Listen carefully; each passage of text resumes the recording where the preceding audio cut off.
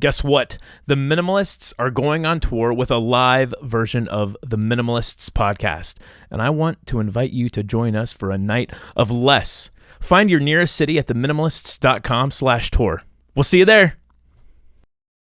This podcast has bad words. Hello, simpletons. What's up, y'all? So there, we got a text message, Ryan, this week. Someone was like, how could you call your audience simpletons? I'm like, well, Ryan and I are the head simpletons. Right. Like, We're exactly. Vice President and President Simpletons. Right. and so, like, for those of you who don't know, the long-term inside joke is, like, we registered the minimalists.com because the simpletons.com was not available at the time. But Ryan, simpleton means gullible or foolish. And by the way, we're all gullible or foolish with respect to something. And I think that is really going to come to the forefront today. I just love how you responded. You said something like, if I have to explain a joke, it doesn't make it funny, but here it goes. Yeah, I said, I hate explaining my jokes, but here goes nothing. Here's the thing. Obviously, we're being silly. We're actually trying to reclaim this word simpleton because to some extent, Ryan, you and I don't take ourselves very seriously, especially when we talk about very serious topics. And we're going to talk about a serious topic today, one that is a fairly contentious topic. Today, we're going to talk about what's healthy and what isn't healthy. Yeah. And we're going to do that with our guest today. Dr. Paul Saladino is back. Paul, thank you for being here. Yeah, dude. It's so good to be here. Thank you so much for having me. It's good to have you. You can check out his podcast. It is called the Fundamental Health Podcast. Now, Paul, we usually answer voicemail questions that people call in and we give responses, but instead of doing that to start, I wanted to talk about a few things here. First off, a disclaimer, I am not a doctor. You're not? No, I'm not Dr. Nicodemus. However, we have a medical doctor here with us today, but I think it's probably prudent to say you should always consult your doctor beforehand, but I also realize that doctors often fail us. I've been very failed by the medical system. I've been failed by several doctors, and Paul, you are a medical doctor, and you have been discontented by the sort of traditional system, and you've sort of had a reawakening.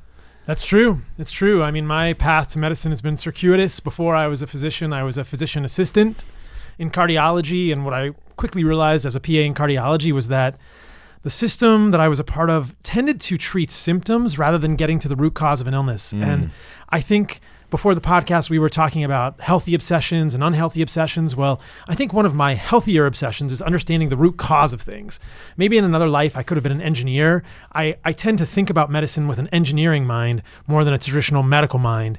And I'm so interested in what is causing something. That is the most interesting piece of a puzzle for me. And when you can understand that and see all of these complexities that are built on that root cause, that crux, shift and change, it's such a satisfying thing.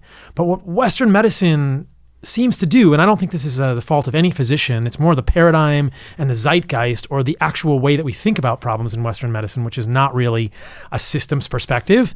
What Western medicine tends to do is kind of work up here with the symptoms, work in the branches and the leaves and say, oh, here's your symptom, here's a medication for your symptom. Right. Yeah. What we are taught in medical school is which pill to give for an illness and what an illness is called. We are very rarely challenged with what is causing that illness. And so that is where my discontent arose. And that was why I went back to medical school after being a PA and thus began the second part of my medical journey. Yeah. Now, your new book, which comes out on February 25th, is called The Carnivore Code.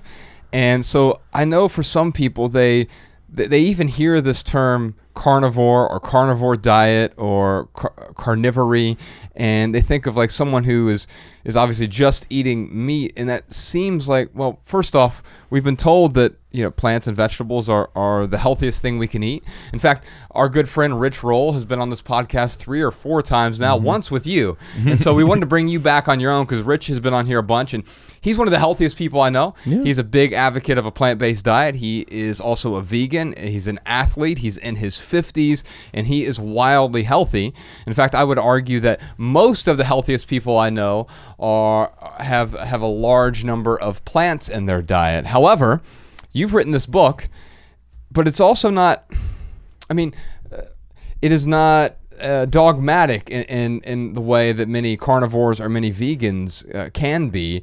It seems to me that you take a non-dogmatic approach. Can we talk a little bit about this book, but also what convinced you that plants might not be that good for us? Yeah, there's a lot there. I love that you're highlighting this question, and I think this is going to be the question for this podcast. What is healthy, and how do we become healthy? I was on the podcast with Rich, and I think that a lot of health goes beyond food. We're going to talk a lot about food today, but most listeners will be aware that health is more than food. It's lifestyle. It's how we live our lives. And I talk about that in the book as well. That's kind of one of the side points, that returning to an ancestral way of living, an ancestral lifestyle, is something that we can pretty much mostly agree is a healthy thing for humans.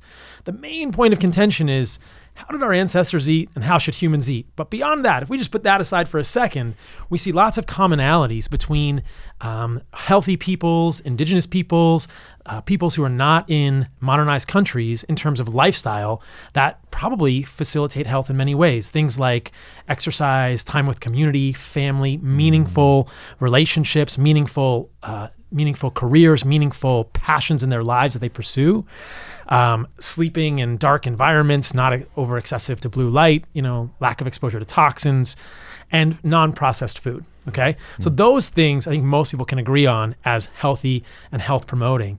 And as we'll get into, a lot of people who do that also choose to eat plants, but there's this new movement of people like myself who are kind of challenging that idea and saying, wait a minute, meat is healthy as well. And I try not to be dogmatic about that, and we'll dig into all of that as well. But so I went to medical school after being a PA, and I had an autoimmune disease. So I had eczema, and eczema is connected with asthma. And people might say, oh, that's just eczema, it's not a big deal. Well, my eczema got pretty severe at times, to the point that I had super infection on my skin with impetigo, and it limited me from doing many of the things I like to do, specifically jujitsu, martial arts, basically being outside and exercising. I had itchy patches on my elbows and knees. At times I've had it on my face or my neck, my lower back. So skin conditions, these autoimmune skin conditions like eczema, which is connected with asthma, and these atopic medical conditions can be pretty debilitating for people. And Western medicine basically hands you a steroid cream and says, here's your steroid cream, this will fix it, and it will. But does it treat the root cause? And it doesn't. And I'd used steroid creams in the past. When I was in college, I had a very severe flare of eczema. I used a steroid cream, and it caused sleep disturbance and mood disturbance and weight gain. And I was not satisfied with that sort of a paradigm for me with my autoimmune disease. So throughout the process of having an autoimmune disease, I was trying to understand, what is the lever here? What is causing this? And I think it's food for a lot of people. This is one of the most important messages that I seek to advance in my work. Regardless of the diet we choose, I think that humans making intentional choices with regard to food is awesome and laudable. And I hope that Western medicine as a whole will wake up to the fact that food is a big lever in health and disease, and that collectively we can start to look at which foods might be triggering disease in people, specifically autoimmune chronic inflammatory diseases like eczema. So in my own life, I was trying to figure out, what are the foods that are triggering this for me? And I went through a process of kind of elimination. A lot of people do these elimination diets. They're very powerful. Some people eliminate meat. Some people eliminate dairy. Some people eliminate plants. And what I found for myself was that when I went raw vegan many, many years ago, I lost a lot of weight. I lost a lot of lean, healthy, glucose controlling muscle mass. When you say lost a lot of weight, it wasn't good weight. It was muscle weight, Okay. right? Yeah. So for people that are listening to the podcast, I'm a pretty lean guy. I wasn't overweight at the time. I lost get veins like that. Right. I lost muscle mass. I have one big vein right here. You said glucose managing muscles. I didn't realize muscles help manage glucose like that. Absolutely. So muscle is important for glucose disposal when we are ingesting glucose, when we are even ingesting any food. It has to do with insulin sensitivity, which is kind of an esoteric concept. But when we lose muscle, we are both weaker, we are more structurally prone to damage in our bodies and kind of breakdown or fracture, and we are likely to be less insulin sensitive because the muscle is where a lot of the nutrients go. It's the glucose disposal organ. The muscle and the fat tissue play kind of delicate roles. They have this interplay, this dance that controls our metabolism and our insulin sensitivity. So losing muscle is generally regarded as a very bad thing. Yeah. Both in young people and in old people, there's a condition known as sarcopenia, which is loss of lean muscle mass. And we're not just talking about big muscly men like yourself, even though, I mean, you're not like a bodybuilder, but you're very lean and you're very fit. But we're talking just everyday men and women need to have a certain level of strength that's optimal for their overall health. And exactly. And that is correlated with a certain amount of lean muscle mass. What we know is that as we lose muscle mass when we age, we become more prone to basically death. You know, we become more susceptible, we become weaker, and cachexia, which is what happens with cancer, is the loss of muscle mass, the loss of tissue in the body. That's generally what kills us with cancer, is this loss of lean muscle mass. You can think of lean muscle mass as kind of like that energy bar in a video game. Like muscle is kind of like your life force. It's one of the life forces that you have in a video game. And if you lose muscle mass, that life force bar goes down in a big way. Wow. It's not a good thing to lose. So when I went raw vegan trying to affect my eczema, I lost 25 pounds of lean muscle mass. And so I mean, I'm 170 pounds right now. At that point, I was 145. I was pretty skinny. Yeah. And everyone would say, "You're too skinny." And I'd say, no, I'm good. The eczema didn't get better. My mood didn't get better. My sleep didn't get better. My energy didn't get better. My GI system got worse. Anyway, I had horrible gas. It was not fun to be around me. You guys would not have wanted to sit around me in a room like this when I was a vegan. Bloating. No, bloating, gas, issues with the GI system. And so, okay, this isn't working for me. Let's move on to the next thing. And I heard... but wait, you were getting a lot of fiber in your diet, and we're told that fiber is a good thing. Exactly. And in fact, I remember... It was 2014. We were on tour, Ryan. We were out in Salt Lake City, and I was having some gut issues, and I went to see a GI doctor, and they just prescribed Metamucil, right? Psyllium husks. Yes, Yeah. and I'll tell you, actually, it did help me become more regular because I was relatively constipated, and so it seemed overall like a positive thing. Although I found out since from our close friend Tommy Wood, we have a shared friend. Tommy was talking about how maybe that's actually bad for the mucosal layer in the gut. So you don't seem to think that fiber is necessarily a good thing. I don't know. Are you saying it's a bad thing? I think it either is neutral or bad. And certainly in some clinical situations, we see vegetable fiber being quite worsening for conditions and exacerbating some people's gas, bloating, constipation, and diarrhea when they add fiber. So in the book, there's a whole chapter on fiber. In fact, there's really 1.5 chapters on fiber and kind of debunking the myths around fiber, the specific need for humans to have fiber, to be regular, to have healthy bowel movements. That's clearly not the case. Yeah. And there's a study that I talk about in the book where they took 60 people, they divided them into 3 groups, and everyone in the study had idiopathic constipation. So they had constipation that was kind of unknown. Idiopathic is a word we use in medicine, which means we don't know what's causing it, right? So people in this group had idiopathic constipation. They had one group that had normal fiber, one group had reduced fiber, and one group had zero fiber in the diet. And the zero fiber group, 100% of those people completely resolved all of their symptoms of gas, bloating, pain, and constipation with zero fiber. And so if you really dig into the medical literature surrounding fiber, it's not clear that fiber is beneficial to humans. Now, in some people, fiber is not going to be harmful. But in others, especially people who seem to have overgrowth of the small bowel, we call this condition small intestinal bacterial overgrowth, which has to do with probably loss of diversity in the small intestine. Fiber can be very worsening or can be a real problem in terms of symptomatic management and doesn't seem to be feeding the right populations in the gut. So it can be a problematic thing. At that time in my life, I had a lot of fiber, and that for me led to a ton of gas and bloating, and it could not have been healthy because in an olfactory way, I was a nightmare. It was just a nightmare. That is so interesting how just different diets affect people differently. It's like for Rich Roll, like his vegan diet is great for him. But for you, it makes you bloated and gassy. It's funny. Anecdotally, when I eat red meat, I get backed up. Like I tend to take more fiber if I'm eating red meat. Is that because I'm combining the red meat with something else? Or is it, and you probably can't solve my, this issue right here, but I'm just curious. I'm throwing this at you because you're a doctor. So I hope you don't charge me for this appointment. But no, it was, bills in the mail. Yeah, right. So, what do you think, man? Is it, so when you take red meat, like for me, if I take red meat and I eat that, it's usually with like some veggies or with a salad or something, maybe a sweet potato, something like that. I do notice a severe difference in the way that my GI tract operates. Yeah, it's quite interesting. I think it may have to do with a couple of factors. So what I talk about in the book, which is about the carnivore diet, which is a diet where you eat only animal foods and you avoid meat or avoid plants because of the toxins in it, is that when people are eating more meat, they can develop constipation if they're not getting enough fat. And so I wonder if there's something happening with your specific GI microbiome or your gut. Are you eating lean meat? A lot of times as humans, we're not used to eating fat or fatty meat anymore, whereas evolutionarily, we appear to have hunted the fattiest animals and sought those out. So yeah, that's a great point. No, so when I eat like a steak, if I used to do filet mignons a lot, which is super lean, which is pretty lean.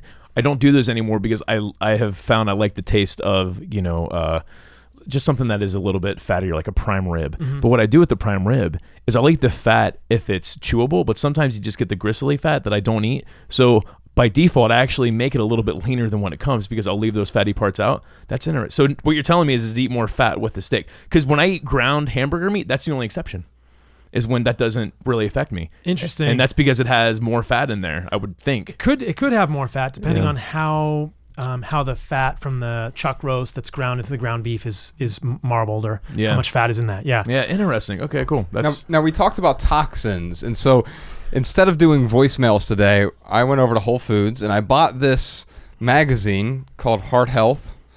And there's not one prime rib on the cover. This is going to be a very YouTube-centric episode, so Jordan can put this up on YouTube here. But so we're looking at this, and I figured, Paul, what we could do is just talk about, this does look healthy to me. This actually looks like a picture of health. This is the special Eating Well edition, right? And so if you're just listening to this at home, I'm going to describe the cover to you. I see a bunch of plants, some fruits and some vegetables. I see limes and grapes and avocado and asparagus and broccoli and blueberries, and it looks like maybe some sort of beets, and that's an eggplant, raspberries, some peppers, some strawberries and tomatoes, and maybe that's an orange, and some carrots and some corn. So for all intents and purposes, this is a vegan. It's all vegan. It does appear to be, although throughout it's not, the whole magazine isn't vegan. So I thought we'd just start with the cover, and then we can flip through here, and you can tell me what is, because this looks like the picture of health to me. What is unhealthy about this cover? So this is, I love this conversation. If we back up for a moment, you said this looks healthy, and we think about where we get those ideas of health from. There's so much conditioning that we have as humans that gives us the narrative around this. This is almost Shakespearean. Nothing is either good or bad, but thinking makes it so, right? Yes. Like we are thinking that these foods are healthy. This is the picture of health that we are given. This is the programming we are given as westernized humans for the last 70 years. And we'll probably get into why that's important with regard to how misleading epidemiology studies can be, which are observational studies. But it is so interesting that you find this to be what's healthy, right? Right. And if there were a steak on the cover, many people would say that's not healthy. Right, that's red meat. Red meat isn't healthy. They would say cholesterol. Yeah. They would say fat. Yeah, too much saturated fat and fat in general. That they would say higher risk for cancer. They would say carcinogens. Are you saying all of that's wrong? All of that is wrong. All of that is wrong. Okay. You heard it here first. All of that is wrong. And we can talk about why. It gets a little deep. It's a nuanced thing. And I talk about all that in the book. There are a number of chapters debunking the myths surrounding why red meat will not cause heart disease, will not cause cancer, will not cause decreased longevity, will not cause any of those things. And you seem to back that up. There's hundreds of studies that you reference. There are hundreds of studies that will show that. And the problem here is that when we are thinking about what foods are healthy, we are generally told that with epidemiology studies. And this is where I think a lot of the consternation and misconception arises. Epidemiology studies are not experiments. They are population surveys that seek to correlate health outcomes with recalls of dietary preferences over the last 5 to 10 years. Does this make sense? Yeah. So what I'm hearing you say is like these are kind of biased. They're absolutely susceptible to bias and confounding. Okay. So in the book, there's a graphic that I have reproduced that correlates the divorce rate in Maine with the per capita consumption of margarine. and we will see that they are highly correlated, more than 99% correlated, okay? Okay. Does that mean that as the divorce rate in Maine declines, as margarine declines, the divorce rate in Maine declines? Does that mean that margarine was causing divorce in Maine? Right.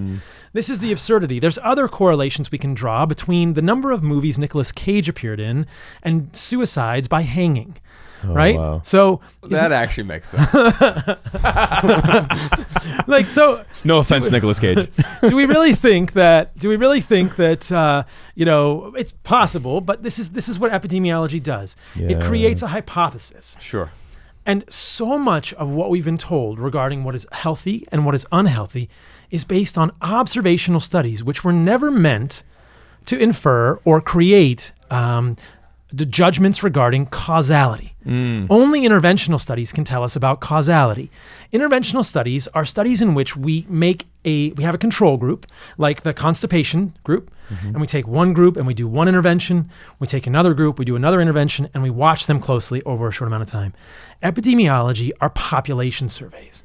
And so what we see, and this is true, there are many epidemiology studies which show that the more fruits and vegetables we eat, the better our outcomes. Does that mean that fruits and vegetables cause those outcomes? We can't say. It's a possibility. We can generate that hypothesis. But there are many other alternative hypotheses. This is margarine and the divorce rate in Maine. Another hypothesis, which is felt to be quite likely by many individuals, is that because we've been told that these are healthy foods, who eats healthy foods? Healthy people. People that do other healthy behaviors. Oh, yeah. Right? Yeah. So is it non-smokers, more likely to exercise, more likely to be in the sun, part of higher a community maybe, higher socioeconomic status, interesting. more regular doctor visits for mammograms and rectal exams and colon cancer screening. And so when people are doing these surveys, these epidemiology studies will often get reposted to the internet. They make great headlines. There was recently one in the Journal of the American Medical Association, kind of on the flip side, showing the more meat you eat, the more risk you have of cardiovascular disease.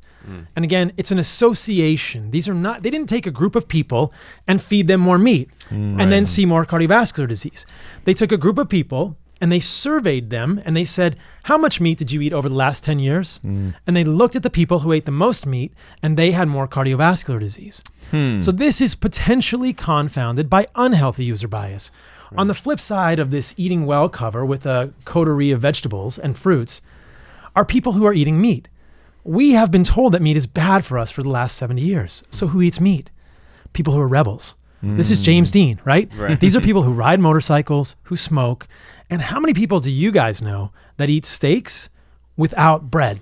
Right? That eat steaks without French fries. Right. That eat steaks without other sugary foods. Yeah, we're talking not about the very many. standard American diet here, SAD, SAD. Right. And in the standard American diet, which Ryan and I definitely grew up on. Oh my goodness. We were the two fattest kids in our school. So we met when we were fat little fifth graders.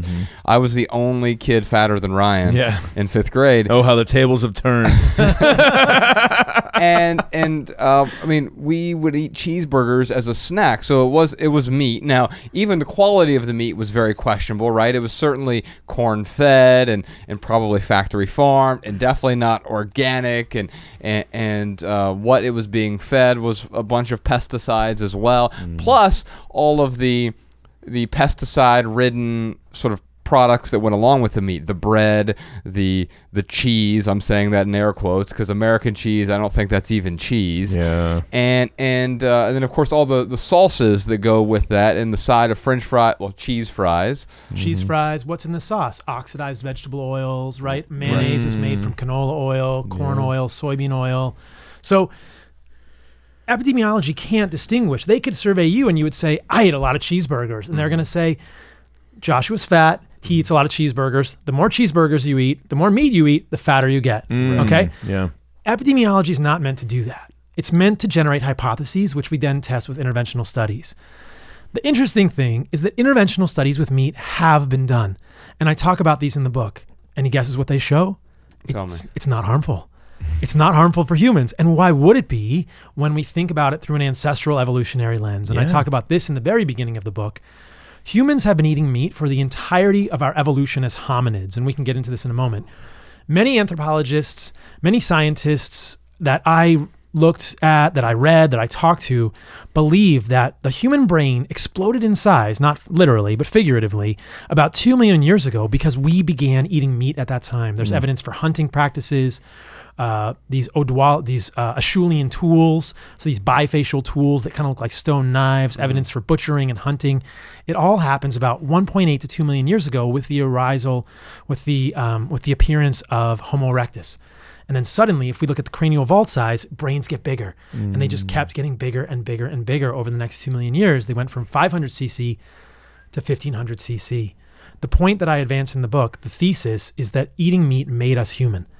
Why would something that has been a central part of our evolution be bad for us? That's just sort of the intuitive perspective, right? Yeah.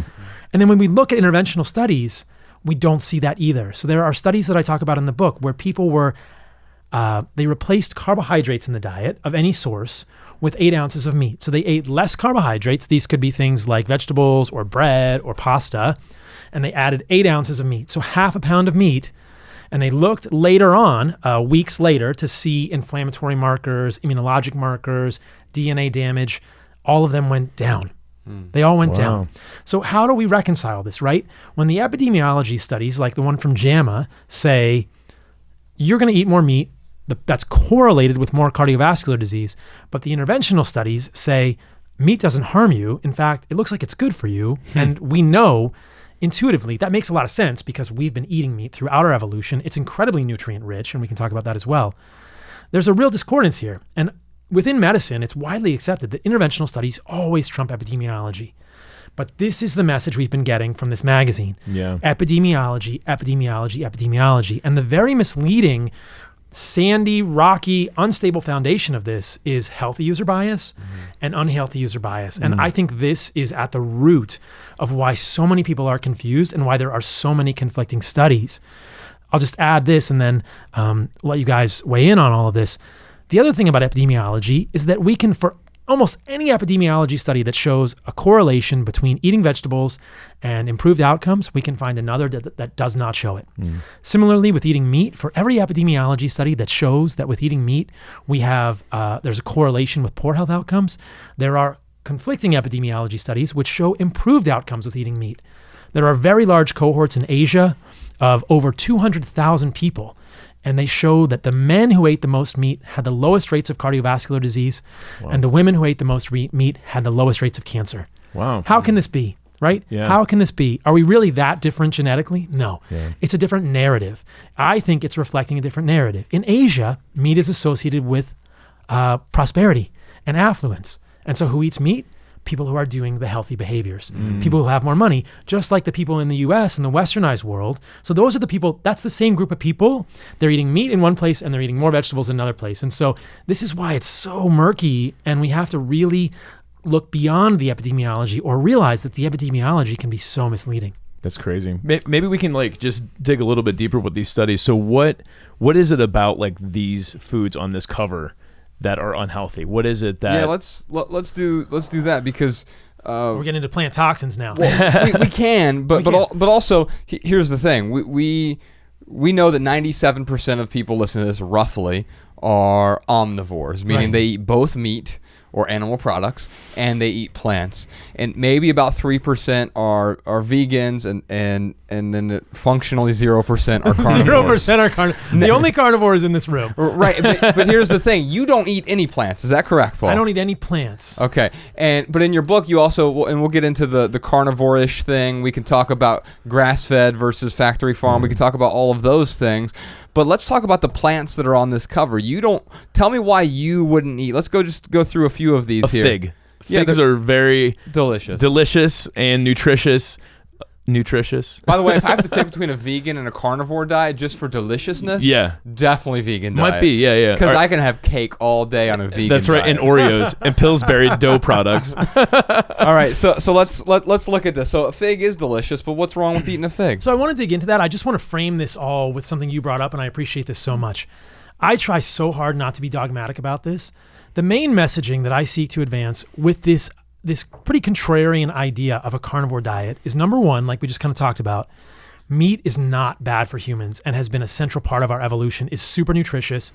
To remove meat from our diets is to deprive ourselves of some major nutrient sources. You would say some meat is bad for humans, though, because if it's a factory farm cow that has been fed a bunch of pesticide, corn and soy, and then we have that cow that is slaughtered and it's not grass fed, but also maybe it's charred really darkly, extra well done, carcinogen. There are times where meat is bad for you, correct? Quality matters.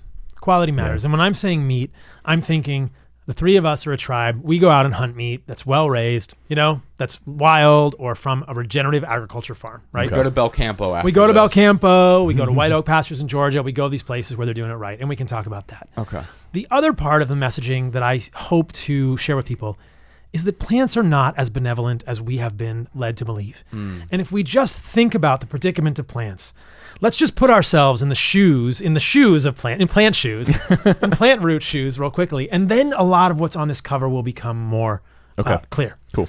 So in the book, I offer this thought experiment. We're at the beach and I say, Joshua, Ryan, I'm going to bury you guys up to your neck in the sand. I dig a huge hole. I put you in there. I pack you in super tight. And you're like, whoa, this is like way tighter than I've ever been buried in the sand. I can't move at all. And your head is there. Your head is sticking up. And I go, I'm going to paint your face like a soccer ball. And you're like, why are you doing that? And then all of a sudden, this busload of irascible, hungry, irritable 6-year-olds from the soccer team shows up on the beach. How do you feel? No. How do you feel? I feel like I'm about to be kicked in the head. You feel a little vulnerable, Yeah. right? Okay. Plants and animals have been co-evolving for 450 million years. During that time, plants have always been rooted in the ground. There are not really that many mobile plants. I mean, they happen in cartoons, but plants can't really get up and run away from animals, right? So plants need animals to move their seeds around through fruit sometimes. So plants and animals need each other, and animals have always eaten plants. There are herbivorous animals, right? But if all plants don't develop some sort of defense mechanisms, they're just going to get eaten up immediately and they will be extinct, right? Their genetics will not get passed on.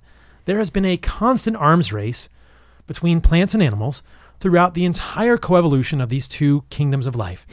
And you can see it happening. You can see plants evolving toxins, animals evolving defense mechanisms, plants evolving toxins, animals evolving defense mechanisms. Interesting. And this is true. I mean, if you look at botanical chemistry, there are thousands and thousands of toxins in plants, all sorts of plants, in the leaves, in the stems, in the roots, especially in the seeds. And we can talk about fruit. That's a little bit different situation. But if you look at plants, they are riddled with toxins. And there are more overt demonstrations of this with spikes, right? Cacti, roses. They say, get the heck away from me. I'm going to put a spike out there, right? Plant toxins, which are essentially known as phytoalexins, are plant chemical spikes, right? So people may be aware of this. Is that why, so I see a pineapple here on the cover.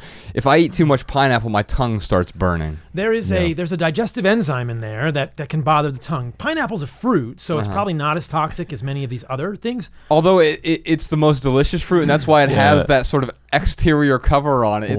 It's like its own sort of cactus in a way. I didn't realize it was a digestive enzyme, so like we have to digest the pineapple before it digests us. Almost. Almost. But we can look at this and I can show you some pretty significant plant toxins. The peppers are the ones that jump out at me, and I'll talk about those. But we eat spices all the time, right? But aren't they like a hormetic stressor? We'll get it. Oh man, so many rabbit holes to go down. Okay. So if we look at many of the compounds in these two peppers, the red peppers and the orange peppers here, they have lectins, which are carbohydrate binding proteins. And in pretty good cell cultural experiments, these lectins, the carbohydrate binding proteins, and many of the other phytoalexin toxins in these peppers are known to open the tight junctions in our gut. These are from the nightshade family. Nightshades are particularly virulent or particularly bad in terms of this in our body. They have been shown repeatedly, whether it's tomato or eggplant or peppers, to do this, to really irritate the gut lining. And the goal here from plants is clear. It's saying, don't eat me. Like, stop. I'm going to irritate your gut lining. Stop eating me. And what you're saying is because they don't have legs to run away, this is how they effectively run away. This is how they effectively run away or effectively manage their diplomacy with animals. If we look at the way that animals consume plants, they don't consume plants unabated. They don't consume plants excessively. They'll move from one plant to another plant to another plant. There are documented cases, which are myriad, regarding mass deaths of animals who are cloistered in grazing areas and forced to only graze on a limited number of plants. And they get overconsumption of toxins and they die, whether they're wild buffalo or bison or elk. There was recently something I read about giraffe over-consuming acacia because they didn't have anything else, and the toxins overwhelm the systems. So it's very clear that even herbivorous animals are aware of this and have had to develop systems to detoxify plants. This is part of the messaging that I hope to advance in the Carnivore Code with the book, is that in some people, these plant toxins are really poorly detoxified, and some plants can be more toxic than others. Right. I think a lot of people will have a sense of this. They'll say, you know what, I eat oranges and my mouth gets red. Or I think when I eat chocolate, I get a rash. That is a plant toxin affecting someone negatively. That's what happened to me with my eczema. And that was kind of my story, that I cut out more and more plants. And finally, when I cut out all the plants, the eczema went away at long last, but never did until I cut them out. So maybe I'm someone that's particularly sensitive to these things. You might be able to eat some plants, you might be able to eat other plants, but in general, we should not forget that aside from fruit, and that's a special case we'll talk about, plants are generally not our friends. They're beautiful and they may or may not have some consciousness, and but we love to look at them, and we know that our parasympathetic nervous system is affected positively, the sort of relaxing nervous system when we're around plants. But a plant doesn't want you to eat it. You know, I think we know that intuitively with most plants. Like if you walk outside right now and you see a palm tree, you don't go up and start eating the bark, and yet these plants on this magazine in particular, I mean, not only they're gorgeous, but these are all things that I put in my body, and I generally would feel pretty good about it, right? So why wouldn't you put broccoli in your body? Broccoli is a great example. So broccoli is a brassica vegetable. These are the family from an ancient mustard. And on the cover of this, there are some things which are fruit, some things which are roots, some things which are stems and leaves, and we will differentiate between them. Broccoli is sort of a stem and a leaf, right? It's kind of the flowering portion of an ancestral mustard plant. It's the same plant as kale. It's the same plant as cauliflower, the same plant as Brussels sprouts, collard greens, et cetera, et cetera. Now, greens, which we're told are the best thing for us. Best thing for us. So every day when we were living in Montana, in fact, when I first started dating Beck, she loved that I always had a little Ziploc bag full of spinach in my pocket. Every day I would go and bring it to wherever I was going, so I could add greens to like my burrito bowl or something. We should talk about spinach. Spinach is a particularly nasty one because of the oxalates. Okay. Spinach is super high in oxalates, which are a dicarboxylic acid. That's a waste product in humans that can be present in 10 to 100 times the amounts in many of the vegetables. And they sort of do chelating roles in vegetables where they hold on to minerals. But in human bodies, they're known to accumulate in tissues. In the book, I talk about oxalates, and I'll get back to broccoli in a moment. In the book, I talk about oxalates being deposited in thyroid. They've done autopsy studies, and over 70% of people had oxalate deposits in their thyroid. Oxalate doesn't have a physiologic role in the thyroid. We see oxalate deposits in breast tissue. There are many research that have concerns that oxalate deposits in breast tissue may trigger precancerous lesions. Where else do you get oxalates? Almonds? Almonds, beets, turmeric, spinach. Man, all the things I love. Navy beans. And they also are associated with kidney stones. Yes. The most common type of kidney stone is calcium oxalate, right? And there's a genetic condition called primary hyperoxaluria where someone makes more oxalate because of a deficiency or a defect in a biochemical pathway. But we can create levels of oxalate in our body that are as high as someone with that genetic problem by eating large amounts of oxalate-containing foods. You're not going to like this one. Okay. Chocolate. Oh, man. Pretty high in oxalate, right? Okay. Man. So that's the spinach thing, right? And then there's a whole... Now, chocolate, because it's a bean, it's a seed. A seed, right? Yeah, it's a seed. But it's fermented. Right. So the fermentation actually gets rid of many of the polyphenols, which are also toxins. But we're told that polyphenols are good for us. I know, right? Exactly. Yeah. And so there's a whole chapter about this in the book, about how they've been widely misconstrued. So I'll talk about broccoli, which has isothiocyanates, which are not a polyphenol, but will illustrate this mechanism, and we'll get into hormesis. Okay? So many exciting rabbit holes to go down, you guys. We just can't even help ourselves. Yeah. So broccoli is this ancestral mustard plant. It's a flowering plant, right? And throughout evolution, broccoli has developed this ingenious booby trap. You ever seen Goonies? Yeah. Oh, yeah. Booty traps. Yeah. Okay. Broccoli has a compound in it, or a family of compounds in the family of brassicas called glucosinolates. A lot of big words coming at you guys. I'm sorry. Glucosinolates, right? I already feel like 10 times smarter. Glucosinolates are inert. They just kind of hang out in the broccoli. They're like a booby trap waiting to be sprung. When you chew broccoli, or an animal chews broccoli, you break the cell membranes, and there's an enzyme called myrosinase in the broccoli. It combines with glucosinolates, specifically glucoraphanin in the case of broccoli, and makes isothiocyanates. It's kind of like when you combine the two things with super glue, you get this chemical reaction. So why is that bad for me? Because it's a booby trap, right? Because it makes isothiocyanates like sulforaphane. Sulforaphane is a phytoalexin. But I'm told sulforaphane is good because of the hormetic response. Exactly. So then we have to unpack hormesis and why you're told that, okay? So sulforaphane we're told is good for you. You probably have been told sulforaphane is an antioxidant, right? Yes. It's completely false. And no one would disagree with this. No one in the scientific community can debate that sulforaphane is a pro-oxidant. Then we have to unpack oxidation reduction, okay? A pro-oxidant is a molecule that creates free radicals in the human body. Probably not a good thing. Other pro-oxidants, lead, mercury, alcohol, cigarette smoke, probably not good things, right? Sulforaphane creates free radicals.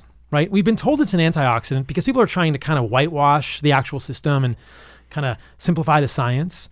The reason you are told sulforaphane is good for you, and this is where we get to hormesis, is because by being a pro-oxidant, it activates a system in the liver called the NRF2 system, which increases your endogenous production of glutathione and other endogenous antioxidants. These are molecules that are part of our human biochemistry that actually do the dirty work of taking care of irascible free radicals, okay? Sulforaphane does not do that directly. And so this is the concept of hormesis. Sulforaphane increases glutathione, right? That's all well and good until we expand the lens. And we realize, number one, that not only is sulforaphane doing that, but it's also circulating in the human body and doing all sorts of other negative things. So when we go to the grocery store, to the pharmacy to get a drug, right? Hopefully not many people are taking pharmaceutical drugs, but if people are on statins or antidepressants, it comes with a package insert, which lists all of the other side effects. Yes. We are all familiar with the notion that if we introduce a foreign molecule into the human body, it may do one thing that we like it to do, but it's also likely going to do many other things that we don't want it to do. Yeah. These are collateral effects. Plant molecules have the same thing. Of course, they're molecules, right?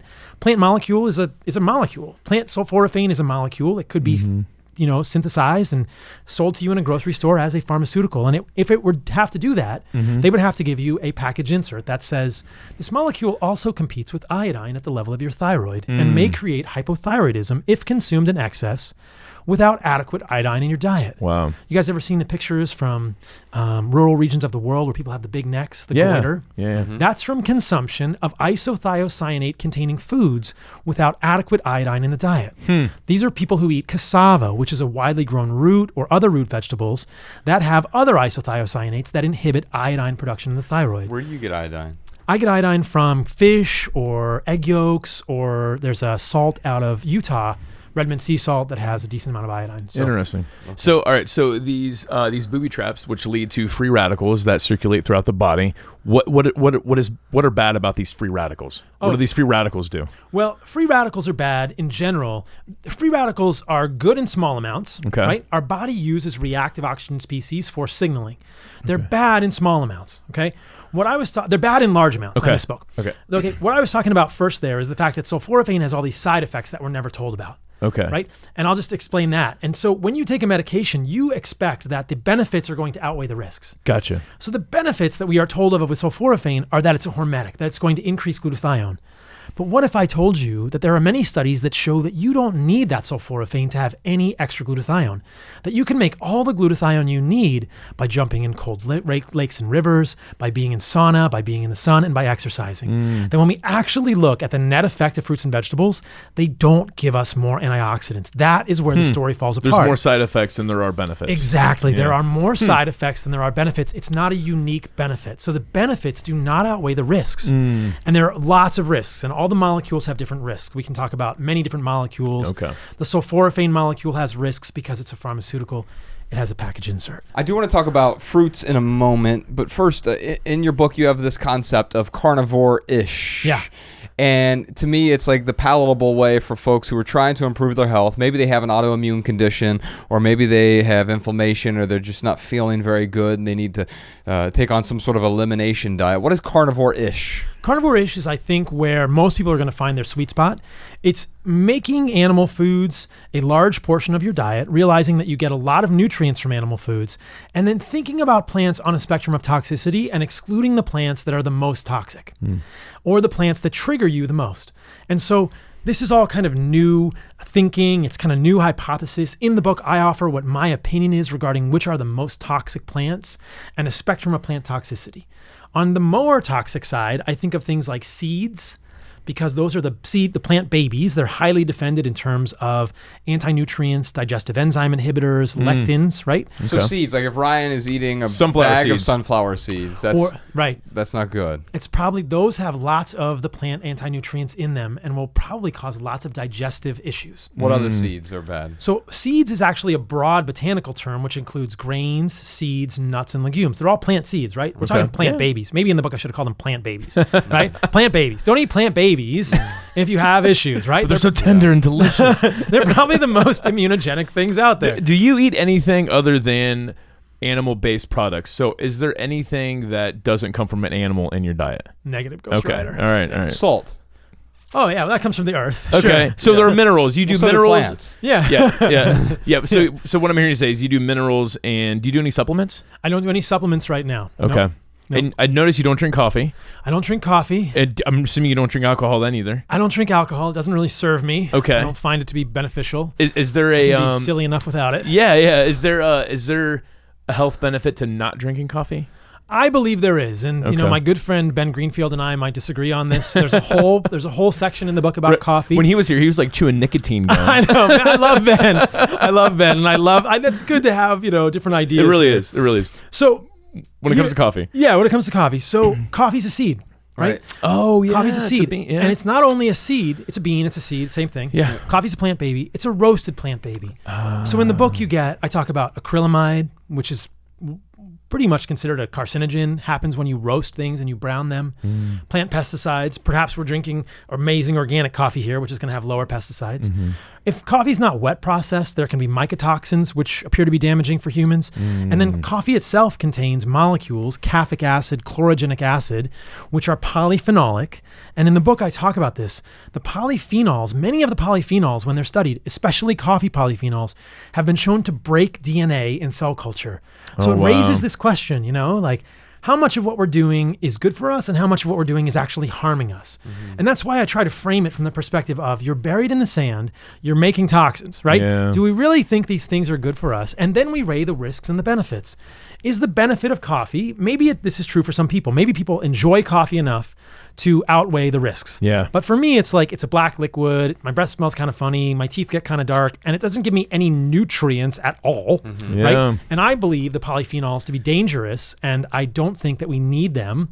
So I avoid coffee. So again, like the side effects outweigh the benefits we get benefits. from coffee. The Yeah. benefits. Interesting. So back to do you do teas? I don't do teas. No green tea or anything? Same in it? sort Okay. of reason. There All are right. catechins in green tea that have been found to negatively affect enzymatic But green systems. tea's so good for us. It prevents heart disease and heart attacks, and people live longer who drink green tea. Epidemiology, right? Yeah, man. Oh, wow. Epidemiology. Back Crazy. to carnivore-ish. So the seeds are some of the worst things that we can eat. What are the other big toxins that we need to avoid? Brassicas. Mr. Broccoli here. Okay. Brassicas. I mean, Dave Asprey says broccoli is the best thing to eat, though. Dave Asprey need to have a wrestling match around broccoli. Okay, fair enough. Yeah. Well, what else? So what's on the other side of the spectrum of carnivore-ish that is a bit healthier if you're going to indulge in toxic. plants? Yeah. So I'll just tell you, I can tell you all the things that are on the toxic side, then we'll go to the other side. So we got the seeds, the brassica vegetables, high oxalate foods, and So high oxalate foods would be like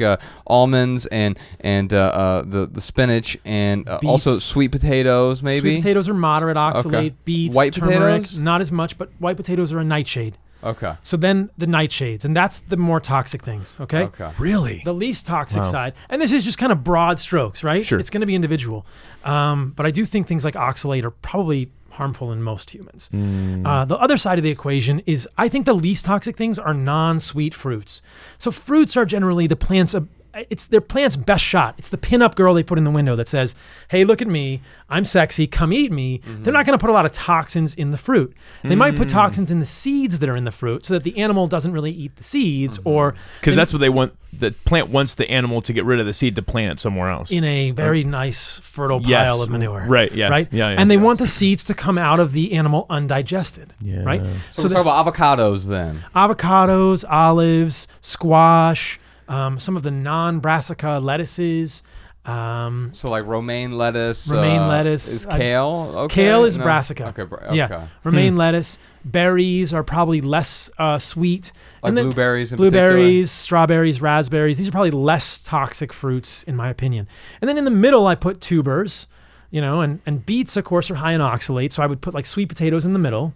White potatoes are nightshades. Those are probably going to be a little more immunogenic. So sweet potatoes in the middle, and then immunogenic means what? Triggering for our immune system, because that's really what we're talking about here, right? In our gut, we have all of this interface between all the foods we eat and the immune system. There's one cell layer, the endothelium, that separates all the foods we eat from trillions of immune cells just waiting to pounce on anything, right? We have this army just sitting there. And if you poke the army, you don't want to piss the army off, right? I think this is a very reasonable hypothesis for autoimmune disease, that it's coming from the gut, that it's coming from activation of immune cells in the gut. And so that is immunologic tolerance and immunologic activation. We're going to dive a lot more into the gut. Ryan, real quick, we should move on to the lightning round. Tell me what time it is. It is time for the lightning round, where we answer your text messages. You can text your questions and comments to 937-202-4654. Those texts go straight to both of our phones. We can't answer every question, but we will reply to as many as possible. They really do go to both of our phones. And also, I love how people just constantly, remember we were responding and someone was like, I don't believe it's you, I have trust issues. We just took a selfie and sent it to him. Yeah, so Ryan and I were in Salt Lake City last week finishing the soundtrack for our next film, Less Is Now, and we did an impromptu meetup with just our text group of people. So we just sent out a day before. We sent out a text that, hey, meet us at this coffee shop, and almost 100 people showed up in Salt Lake City. And thankfully, we recorded it. So if you're a Patreon supporter, we'll share that with the folks who are on Patreon. But during the lightning round, this is where Ryan and I, and now Paul, do our best to answer every question with just a short, shareable, less than 140 character response. We also put the text of these minimal maxims in the show notes, so you can copy and share our pithy answers on social media if you like. And now you can find all of our minimal maxims in one place, minimalmaxims.com. Oh, and that meetup we did, it's called an unscripted meetup. We're going to do that in some other cities coming up. So if you want, you can sign up for our text group. Just send us a text, 937-202-4654. Indeed. Our question here is from Jessica. What is inflammation, and why is it so difficult to determine what's healthy? So we have two questions here, Paul, and really we can maunder on a little bit here, but you've explained inflammation very succinctly in a way that I've never had a doctor explain it to me, so I thought this was the perfect question for you to answer. Inflammation is activation of the immune system. And it can be good or it can be bad. We need inflammation to heal wounds. We need inflammation to fight diseases. But sometimes our immune system gets triggered unnecessarily and chronically. So inflammation often has a negative connotation, but it can be a very good thing in the body. But the way I think of it is activation of the immune system is inflammation. It is a cytokine milieu, which is a whole bunch of immune cells text messaging each other saying, there's a cleanup on aisle 5, there's an invader, there's an invaders, sacre bleu, invaders, and so that's generally what inflammation is. It's all the immune cells kind of sending out signals to each other that something is going wrong and something needs to be done. Okay, and so her question here is, why is it so difficult to determine what's healthy? And I think we've already talked about that a little bit. There's a message that's been propagated throughout the media, and I think that the intentions here, by the way, are really good. And when I see the healthiest people in my life, they're almost all omnivores, with the exception of Rich Roll. Yeah. Everyone else I know is some sort of eats both animal products and plants, right? Yeah, I'm thinking of Dr. Ryan Green, who's been on our podcast for one of the healthiest people I know. Yeah. Mostly plant-based. My wife, Rebecca, is mostly plant-based, but has some animal products in her diet. And so we're told that, healthy is one thing, but why is it so difficult to determine what's healthy? My pithy answer is just health is perspectival. And I think for each of us, it's like saying athletic, right? Like I can be the most athletic version of myself, but I'm never going to be LeBron James. Right. And I think the same is true with health. It's what is healthy for you, what is most appropriate for you. And I think there's a bit of a perspective there, although I think Paul would argue that there's maybe a foundation upon which we can build. I mean, I totally agree with you, Josh, because my wife, she has a lot of gut issues. And she tried to do like full carnivore. I mean, maybe like, I don't know, it was a few days. It wasn't, consistent, this 6-week test. It wasn't this elimination diet per se, but right away, like in the first 3 days, she's like, Ryan, this isn't working for me. I have to have some carbohydrates in my diet.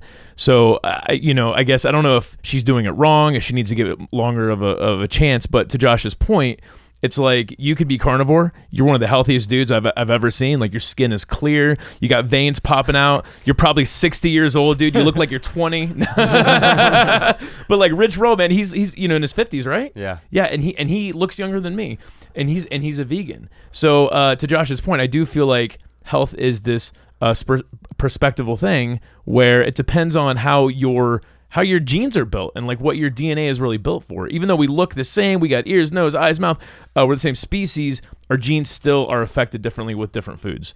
Our genes are affected differently with different foods, and I believe that there is a fundamental ancestral human diet. And I told this to Rich when he was here. I think Rich would be even more of a monster if he ate meat. Yeah. So how do you know how good Interesting.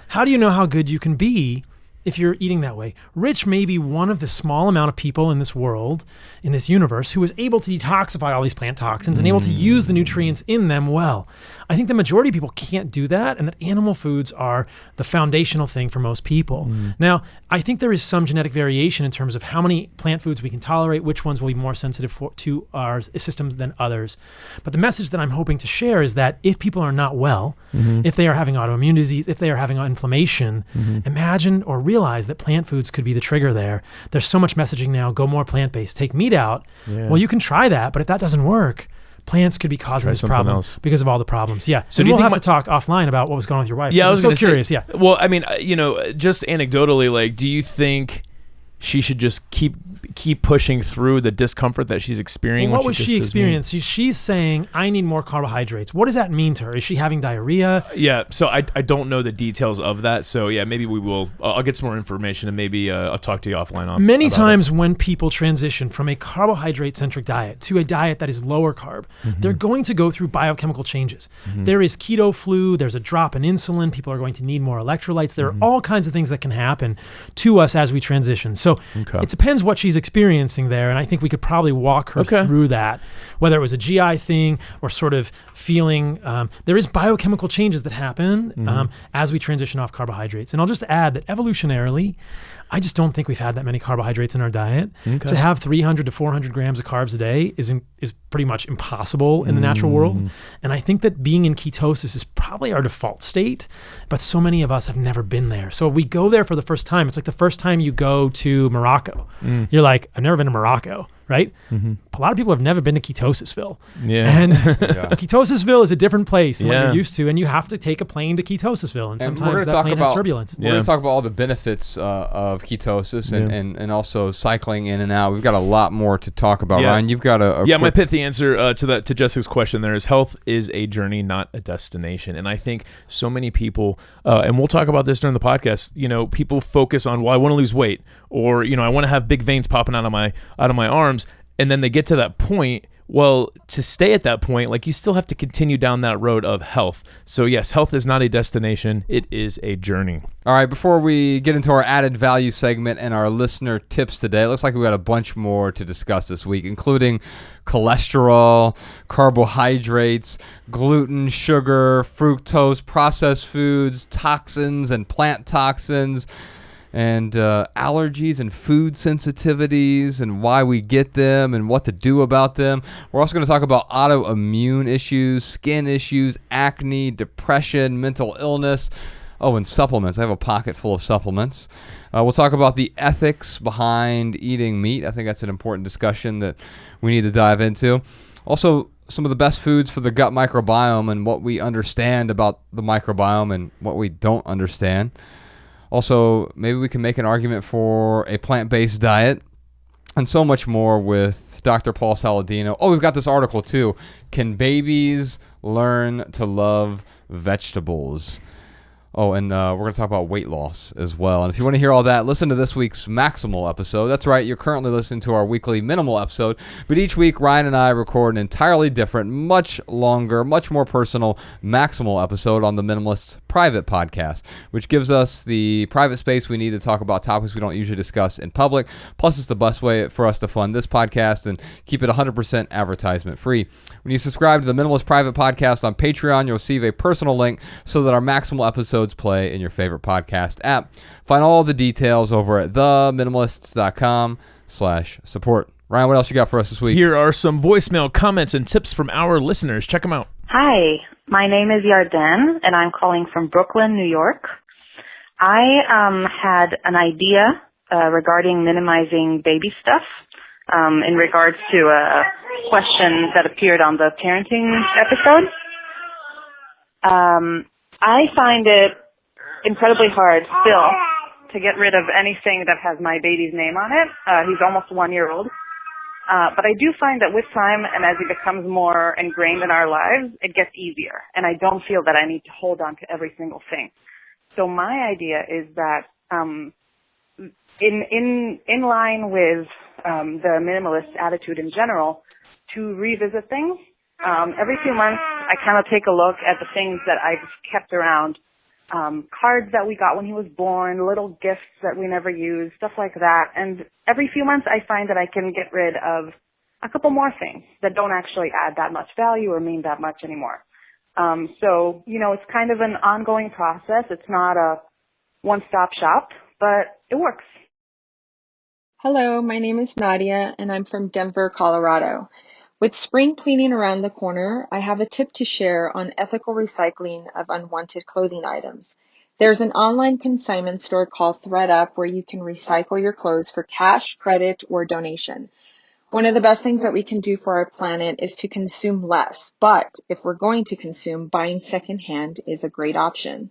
So here's how it works. You can order a kit from their website at www.thredup.com.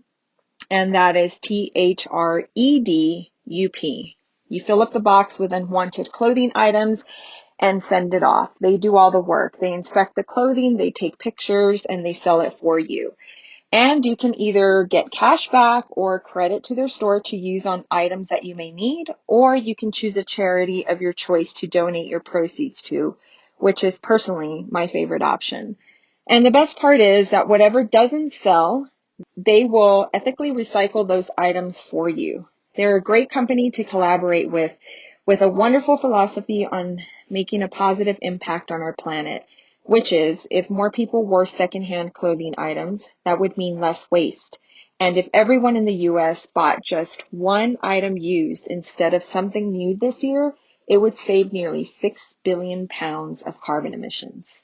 All right, y'all. Thanks again to Dr. Paul Saladino. Indeed. I would encourage you to check out his book. It's called The Carnivore Code. You can also find him online at carnivoremd.com and his podcast, The Fundamental Health Podcast. We'll put a link to all that in the show notes, as well as his YouTube channel and his social media. You can find him over there. He's always doing a lot of pretty wild things on social media. Real quick for right here, right now, here's one thing that's going on in the life of the minimalists. Well, it's almost the end of February at this point, and the 24th and the 25th, we're opening up enrollment for my writing class. So do you need to write good words? Could you write more gooder than you write right now? If so. So you can download the free ebook. It's 11 Ways to Write Better over at howtowritebetter.org. You can also sign up for the email list when you do that, and we will notify you. The first 100 people can sign up for my writing class. I tend to offer this 2 or 3 times a year, and I believe the rising tide lifts all boats. So I've had medical doctors take this class. I've had high school students take this class. I've had folks who are English as a second language take this class.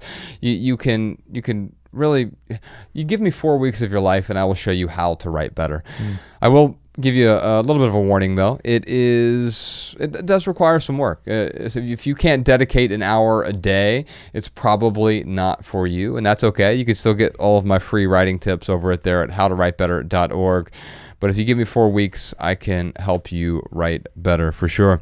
You can follow The Minimalists on Facebook, Twitter, and Instagram at The Minimalists. If you have a question, comment, or minimalism tip for our podcast, email a voice memo to podcast@theminimalists.com. Comment on this episode at youtube.com/theminimalists. If you want our show notes in your inbox, sign up for our email list over at theminimalists.com. You'll also receive our simple Sunday emails each week. Ryan, for our added value this week, let's listen to a new song from Noah Gunderson. Ooh, he's going to be with us pretty soon on tour. Yeah, we're going on the West Coast tour. He'll be with us in Seattle. He won't be our musical guest, but he will be our podcast guest in Seattle. And he has this new acoustic album out called A Raven and a Dove, and this is Kamikaze from that album. And if you leave here today with just one message, we hope it's this: love people and use things, because the opposite never works. Thanks for listening, y'all. We'll see you next time. The Minimalists.